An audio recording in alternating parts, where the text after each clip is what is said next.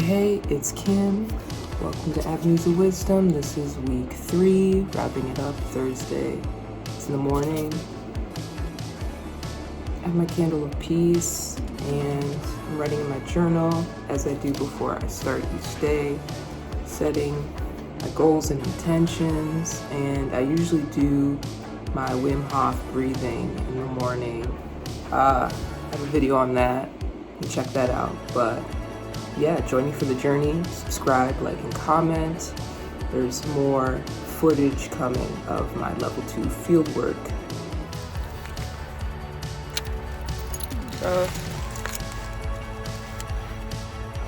Lock the car. Going in, it's Thursday. I usually put an Altoid in my mouth before I go in here just to set my mouth fresh with that mask for the day. And we have an evaluation today. He said we have 6 people today, so it's a little lighter. Usually we have around 8 people. We had 11 one day. That was kind of challenging. So yeah, it'll be a good day, and I'm excited, ready to roll.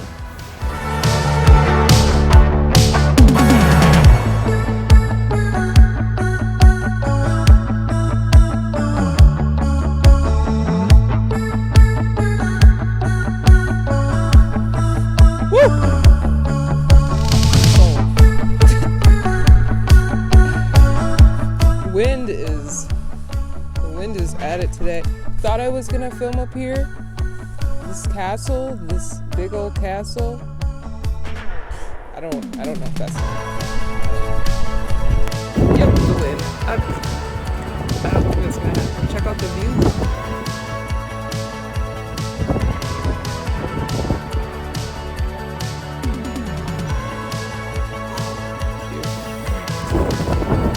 I guess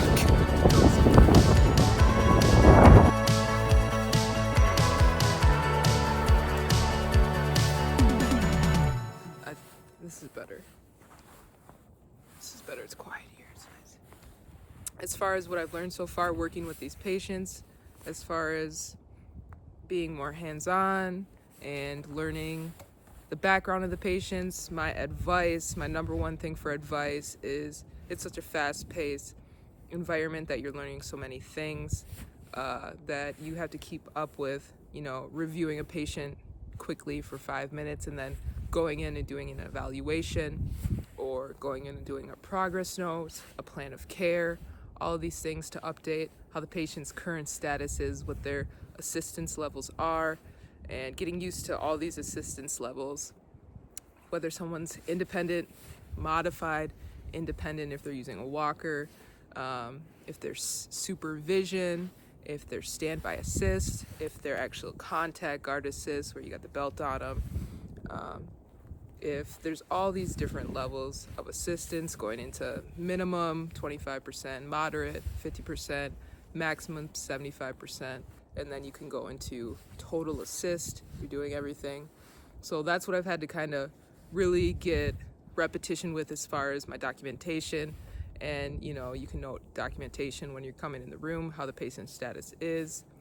What I've had to learn is kind of as far as me documenting, patient demoed or demonstrated minimum assist to put on their socks, moderate cues, where I'm giving moderate cues also to guide them maybe to getting to the edge of the bed, or moderate assistance for dressing, helping them get their pants up, but then they're maybe pulling part of their pants up to their waist. So they're also assisting and helping. So gauging those assist levels is familiar as you can get with those.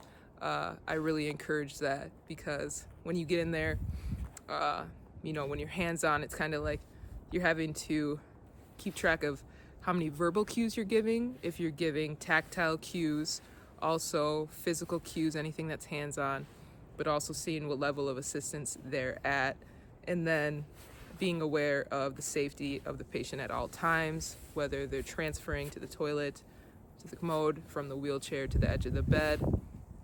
Also, how important it was that I want to note my hands-on experience being a CNA for, a couple years. in an orthopedic setting, a med-surg setting. I'm so grateful for that experience because it gave me that comfort that I have to go into the room, to all these little things that you can't really teach, that you have to go through in motion, in experience, which is hands-on, whether you're a rehab tech. But I really give the certified nursing assistants all the love, because what you go through, even, anyone in healthcare, hands-on with a patient, changing a patient, something that you learn being there today. I went into a room and my CI, I usually get him dressed. The patient usually has been refusing, and we're kind of saying he needs to go into memory care because we're not really progressing with him. But today I went in and just gave him one-step cues. Usually I would go in and be like, okay, we're gonna get dressed, or we're going to go in and brush our teeth, and then he would refuse me, try to say it a different way. But my CI, he's awesome. He said, Kim, just go in, give him just one-step cue. Okay, we're gonna get to the edge of bed. Okay, we're gonna stand.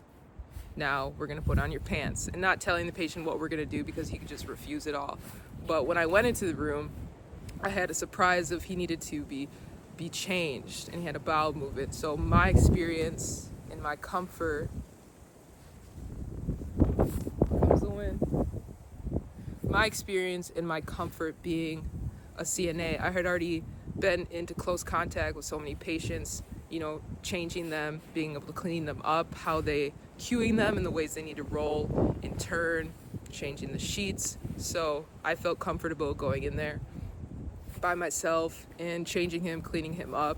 And my CI comes and well, you maybe told me, did you need some help? I could have helped you. And I guess in my mind, I had already referred back to that mentality of being a CNA, I'll just do it, and then we'll move on to what I need to do.